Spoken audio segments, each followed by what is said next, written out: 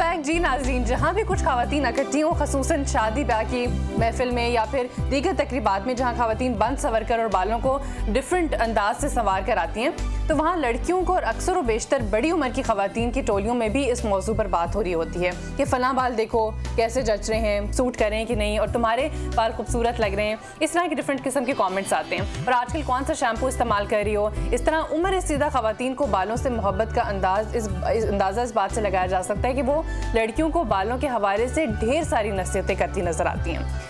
अब यहाँ पे ये होता है कि वो नसीहतें होती तो बड़ी बूढ़ों की अच्छी हैं, लेकिन वो आजकल के टाइम पे इम्प्लीमेंट होती नहीं। कि जैसे कि ब्रेक में आप बात कर रही थी कि पहले टाइम पे धूप में खुश करते थे बाल, अब तो भूल ही जाए, टाइम ही नहीं, मतलब टाइम ही नहीं, बिल्कुल दैट इज इट। आपकी नीड के साथ है, मगर बात सिर्फ इस चीज़ की है कि अगर आपका problem if your normal healthy hairs तो फिर तो आप जैसे चलते हैं चलते रहते हैं, ठीक है। अच्छा तो अच्छा, यहाँ पे पहले मैं उनका सवाल का जवाब ले लूँ कि वो जो कही थी कि उनकी बच्ची 11 साल की है और उसका हेयर स्टाइल क्या हो कि हैंडल हो जाए। मतलब देखिए, मैं तो ये कहूँगी जब स्कूल गोइंग बच्ची हैं उनके हमेशा शॉर्ट हेयर्स रखें, डोंट कीप देम लॉन्ग, क्योंकि आप उसको मेंटेन कर नहीं सकते, मैनेज कर नहीं सकते, कस की चुटियाँ बांधेंगे या क्लचेस यूज़ करेंगे या पिन खींच के लगाते हैं। तो जब आपका हेयर कॉन्स्टेंट खींच रहा है तो वहाँ से टूटते हैं, and specially basically your hairline भी, ठीक है।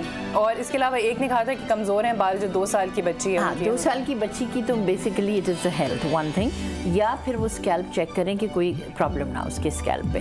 अपने डॉक्टर से पहले बात करें। मैं हमेशा कहती हूँ कि अगर कोई प्रॉब्लम तो नहीं है, अगर प्रॉब्लम नहीं है तो फिर कोई प्रॉब्लम नहीं है, you will have the hairs easily, ठीक है ना। उसके लिहाज से उसकी हेल्थ जो है बच्ची की 2 साल की है, मेरे पास जो है मैं पूरा न्यूट्रिशनल वो लेती हूँ, क्योंकि देखो मैं ये कहती हूँ खाद और पानी चाहिए अच्छे पौधे के लिए। द हेयर इज अ पौधा आपका, उसको जितनी अच्छी खाद और पानी दोगे, here is made up of protein, your protein level should be checked with that. उसके साथ फ्रूट्स एंड विटामिन जो हैं आपकी वो आप चेक रखें, तो that is very essential diet. अच्छा, यहाँ पे किरण आप बताएं कि बालों की कटिंग बच्चों की ज़्यादा ईजी होती है बड़ों की?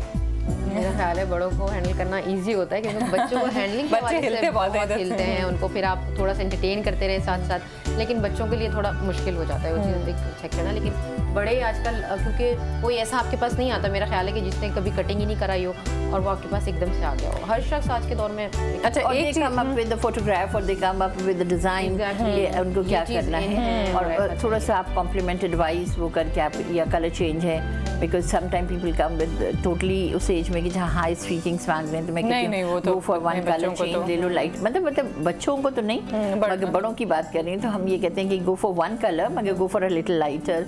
और स्पेशली मैं ये ज़रूर यहाँ कह दूँ कि जो ख़वातीन एज के साथ जिनकी ग्रेइंग ऑफ हेयर्स हैं, तो उनके लिए मैं हमेशा कहती हूँ कि go for 1 to tone lighter than your hairs, तो आपको फ्रीक्वेंसी ऑफ डाई नहीं होगी, ठीक है। और जिनकी इरिटेशंस हैं स्कैल्प में, मेरे ये जहाँ तक है, you don't go for the liquid dyes, because वो स्कैल्प तक तुम्हारी पेनिट्रेशन लेते हैं, तो अगर कहीं भी आप खारिज कर लेते हो या कोई प्रॉब्लम होती है तो उसकी पेनिट्रेशन उसमें होती है, तो इट बिकम्स मोर प्रॉब्लम। अच्छा, यहाँ पे नाज़रीन को एक बात बताऊँ कि बालों की कटिंग के बाद इनका दोबारा इस्तेमाल, और वो भी ऐसी अशिया से जिन्हें आप रोज़मर्रा इस्तेमाल कर सकते हैं या फिर अपने ड्राइंग रूम की रेत की जीनत भी बना सकते हैं। आप हैरान होंगे इसी सिलसिले में जब आप ये एक रिपोर्ट देखेंगे। आइए चलते हैं। आपने कभी अपने ही बालों के बने जूते या दीगर अशिया देखी हैं? जी हाँ, आपके अपने ही बालों की? यकीनन नहीं, लेकिन ताइवान में एक हेयर ड्रेसर ने अपने ही ग्राहकों के बालों को मुख्तलिफ शक्लों में ढालकर उन्हें कारामद बनाया है। तो आइए आपको मिलवाते हैं 54 साला हेयर ड्रेसर शू यिंग त्साई, जो गुज़िश्ता 40 सालों से लोगों के बाल काट रही हैं। लेकिन अब उन्होंने इसके साथ साथ इन बालों को जमा करके जूते और दीगर अशिया बनानी शुरू कर दी हैं। ये है हाई हील का जूता, जिसे बनाकर इनकी खुशी की इंतहा नहीं। ये भी उन्होंने बालों ही की मदद से बनाया है। मुझे ज़ाती तौर पर हाई हील्स पसंद हैं, लेकिन मेरे पाँव फ्लैट हैं। मार्केट जाती हूँ तो मुझे ऊंची हील्स नज़र आती हैं, लिहाजा मैं इन्हें देख ही सकती हूँ। खरीद भी लूँ तो वो भी मेरे पास पड़े ही रहेंगे, मैं इन्हें पहन नहीं सकती। तो मैं ऐसे जूते बनाना चाहती थी जो मैं पहन भी सकूं। आखिरकार मैंने इस मसले का हल तलाश कर ही लिया। त्साई ने इस काम का आगाज अपने स्कूल के ज़माने से ही कर दिया था और उन्होंने इस काम में महारत अपनी माँ से सीखी। उसके साथ साथ ना सिर्फ वो मुख्तलिफ मुकाबलों में हिस्सा ले चुकी हैं, बल्कि कई मुकाबलों में तो जजेस के फ़राइज़ भी अंजाम दे चुकी हैं। 10 साल कबल होने वाले मुकाबले में पहली बार उन्होंने इन बालों को रंगों की मदद से इस्तेमाल करने की जानिब तवज्जो दी और उनकी ये जिद्दत अब तरक्की करते करते जमा होने वाले बालों की मदद से जूते और दीगर अशिया बनाने में तब्दील हो चुकी है। एक सिंगल हील शू बनाने के लिए 3 अफराद के बालों की ज़रूरत पड़ती है, जिसके लिए वो अपने हमसायों और रिश्तेदारों की मदद भी हासिल करती हैं। अब तो उन्होंने बालों की मदद से ड्रेस बनाने का भी मंसूबा बना लिया है। आपने देखा कितनी इंटरेस्टिंग चीज़ें बनती हैं, वो बाल जो कि ज़ाया हो रहे होते हैं, लेकिन उसको भी किस तरह से यूटिलाइज़ किया। यहाँ पे कॉल लेती हूँ, फिर अगले कुछ सवालात की तरफ आऊँगी। अस्सलाम वालेकुम। वालेकुम अस्सलाम। जी बिल्कुल ठीक ठाक। आप कौन बात कर रही हैं? मैं आसमा बात कर रही हूँ, कराची। जी आसमा, पूछिए अपना सवाल। जी मेरा दोनों से मेरे 3 क्वेश्चन हैं। एक तो मेरा अपने बारे में सवाल है। हाँ। जी एक तो मेरा अपने बारे में ये सवाल है कि पहले तो मेरे बाल काफी घने थे, लेकिन अब जो है वो लगातार गिर के बहुत ही पतले रहते हैं। ठीक है। तो मैं ये रिबॉन्डिंग के बारे में मालूम करना चाहती थी, क्या मैं रिबॉन्डिंग करवा सकती हूँ और क्या होते हैं, कितने होते हैं, इन सब के बारे में। बाल आपकी कर्ली है, स्ट्रेट कर्ली होंगे रिबॉन्डिंग में, लेकिन ये कि जैसे हल्के हल्के से कभी नीचे कर्ल्स आ जाते हैं। ठीक है, तो फिर रिबॉन्डिंग क्यों कराना चाहती हैं? क्या?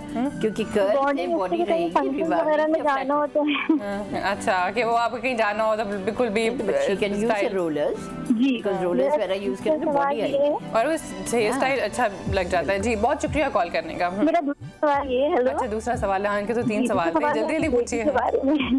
मेरी असल में बेटी 4 साल की है, तो गर्मियाँ भी आजकल काफी हैं, तो जैसे मैं इसको शॉर्ट हेयर्स करवाती हूँ, तो जैसे कभी बेबी कट वगैरह कराया तो माथे पे बाल रहते हैं, तो बाज़ लोग कहते हैं कि माथे पे बाल रहने नहीं चाहिए, उससे जो है वो माथे पे जो है वो बाल ग्रो करना शुरू कर देते हैं। और तीसरा सवाल अपनी वालिदा साहबा के बारे में है ये कि उनके कुछ स्पेसेस से जो है ना हेयर्स टोटली मतलब गायब हो गए, कुछ खास स्पेसेस हैं। ठीक है, बहुत शुक्रिया आसमा आपका कॉल करने का। अच्छा यहाँ पे जो पहला था वो तो चल रिबॉन्डिंग तो मत करें, बस छोड़ दें, आपके बाल बहुत अच्छे हैं, तो उसको कर्ल्स डालने क्या जरूरत है। हम अपनी स्कैल्प की केयर करें और हेयर की केयर करें, और if you have a natural wave तो वी ऑलवेज सजेस्ट कि पुट अप रोलर, कहीं जाना है अगर तुम्हें, पर इस पर स्ट्रेट करने की, क्योंकि स्ट्रेट करने से और स्लीक लुक हो जाता है। बिल्कुल, और आजकल तो कर्ल्स भी इतने कम है, और this is year for sporty girls का आपका है।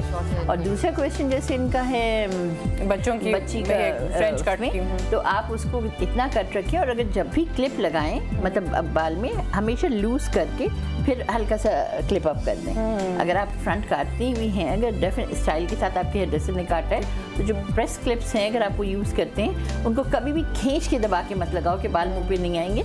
आप उठा के उनको हल्का सा लूज करके क्लिप अप करें, वो कभी भी मुंह पे नहीं आएंगे और वो आपके बाल डैमेज हो। बच्चों के अक्सर जो टाइट लाइन पोनीज बना लेते हैं वो भी सही नहीं, थोड़ा सा ढीला छोड़ना चाहिए। लाइन आपकी डैमेज होती चली जाती है, वीक होती है, और फिर जब एज के साथ when you want a strong hairline आपकी माथा यहाँ तक हो जाता है।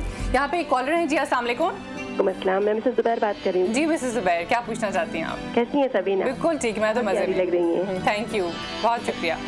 मैं रूहाना इकबाल साहिबा से यही कहना चाहूँगी कि मैं तो इनकी स्टूडेंट रह चुकी हूँ, इनके पार्लर से सेल्फ ग्रूमिंग का कोर्स भी किया हुआ है मैंने। ओहो, ये तो आपके स्टूडेंट निकल। और आज काफ़ी अर्से के बाद बात करने का मौका मिला तो बहुत खुशी हुई। Thank you. मैं इनसे ही पूछना चाहती हूँ, मेरी एज 36 है। मेरे ना पहले तो बाल बहुत ज़्यादा लंबे घने और खूबसूरत बाल थे, लेकिन अब बच्चों की पैदाइश और मुस्तकिल मतलब बहुत सारी चीज़ों के बाद ना बाल बहुत ज़्यादा गिर भी बहुत रहे हैं और रूखे और बेरौनक भी बहुत ज़्यादा हो गए हैं। सही है। और दूसरी चीज़ ये पूछना चाहूँगी कि छोटी बच्चियों के बालों के लिए मतलब हम उनको इंटरनली और एक्सटर्नली दोनों को ऐसी चीज़ बताएं कि उनके बाल लंबे घने और मजबूत रहें। ठीक है, बहुत शुक्रिया मिसेस जुबैर सवाल पूछने का। आपके सवाल के जवाब से पहले आप बताइए आपके जहन में क्या आ रहा है कि आप उनसे पूछना चाहते हैं? ये पूछना चाहूँगी रूहाना से कि आप मुझे ये बताइए कि बहुत से ऐसे लोग होते हैं कि जो बगैर इस फील्ड को पढ़े और जाने इस फील्ड के बगैर इस फील्ड में आ जाते हैं, तो एक वैसे ही मतलब आप समझे कि कोई पार्लर में किसी के साथ जॉब की, बस वो खड़े खड़े देखती रही कि वो क्या हो रहा है क्या नहीं हो रहा, और जिस तरह वो है कि अपने एक घर के खर्च के लिए या एक खुद कुछ करने के लिए उन्होंने घर में अपना एक छोटा सा रूम में सैलून खोल लिया, उसमें और एक पढ़ के इस फील्ड में आने में क्या डिफरेंस है इन दोनों? बहुत बड़ा डिफरेंस। जो उनके पास क्लाइंट्स आते हैं उनका कितना नुकसान होता है, पहले तो ये बताएं। डेफिनेटली तुमने खुद ही उसका जवाब दिया है क्योंकि बहुत बड़ा फ़र्क है, क्योंकि आप जब प्रोफेशनल के पास जाओगे तो उसकी जो एक्सपर्टीज़ हैं, जो उसने पढ़ा है, वैरायटी और वेरिएंट ऑफ हेयर्स को टच किया है, स्कैल्प एग्जामिनेशंस किए हैं, आप कभी भी कोई केमिकल डायरेक्ट शुरू नहीं करोगे। एक बेसिक है हमारा कि हम क्लाइंट को बैठते हैं, बात करते हैं, उससे क्यों कराना क्या, और उतनी देर में हम स्कैल्प एग्जामिनेशंस करते हैं, ठीक है ना। और दूसरी चीज़ ये करेंगे कि टेक्सचर को हेयर का वो सब चीज़ चेक कर लेते हैं देर में। So when we talk about it we know, उनको ये नहीं पता होता, और स्कैल्प चेक नहीं होता तो पता चलता है वो कोई भी अगर केमिकल यूज़ करें, पर्म लोशन, स्ट्रेटनिंग, तो वहाँ स्कैल्प में जहाँ जख्म होता है, इन्फेक्शन होता है, उनके लिए वो क्लाइंट क्या, उनके अगले 50 क्लाइंट बंद हो जाते हैं। तो हम जब प्रोफेशनली आप पढ़ते हैं तो आप पूरा हेयर पढ़ते हो, तो आपको पता होता है कि इसकी पोरोसिटी कितनी है हेयर की, इस पर केमिकल कौन सा यूज़ करोगे, पेरोक्साइड कौन सा यूज़ करोगे, बाल कभी जलेंगे नहीं, फ्रीज नहीं होंगे, तो उसको अकॉर्डिंगली चेंज करके आप बिल्कुल। केमिकल ट्रीटमेंट की अपनी बड़ी सही बात है, क्योंकि आजकल इतने सारे केमिकल ट्रीटमेंट्स आ चुके हैं बेशुमार, और हमें पता नहीं होता कि हमारे बाल कैसे हैं, और उसमें वो अनप्रोफेशनल जो है वो अप्लाई करती हैं और बेड़ा गर्क हो जाता है लिटरली। तो केमिकल्स के लिए खास तौर पे नॉलेज की बहुत ज़रूरत है कि आप पढ़ें कि कौन सा केमिकल किस चीज़ के लिए अप्लाई होता है। अच्छा, इससे पहले जो एक कॉलर थी, उनका जो सवाल था कि उनकी बेटी उनका, लेकिन अब मुझे कॉल उसका उनके बाल गिर रहे हैं बहुत ज़्यादा, लेकिन ब्रेक का इशारा इस वक्त मिल चुका है। ब्रेक की तरफ चलती हैं और वापस आके हमसे ज़ुबैर के सवालात का जवाब दूंगी। चलते हैं ब्रेक की तरफ, आप देखते रहिए CNBC पाकिस्तान।